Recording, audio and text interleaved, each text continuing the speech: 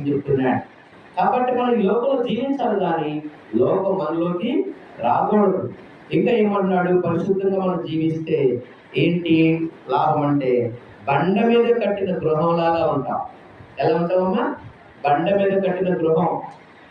పరిశుద్ధమైన జీవితం జీవించకపోతే ఎలా ఉంటుంది మన జీవితాలు? ఇసుక మీద కట్టుకున్న ఇల్లులాగా ఉంటుంది. ఏమైపోతుంది? వాన వచ్చిన, వరద వచ్చను, గాలి విసిరి ఆ ఇంటి మీద కొట్టినప్పుడు ఇసుక మీద కట్టాడు కాబట్టి పునాది ఉన్నదా?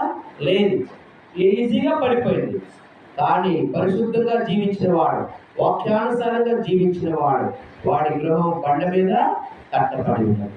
చూడండి, కాబట్టి మన జీవితాలు ఎలా ఉండాలంటే పరిశుద్ధంగా మనము జీవించాలి. మాటలు, ఆలోచన, తలంపులు, చూపులు అన్నీ కూడా పరిశుద్ధంగా ఉండాలి.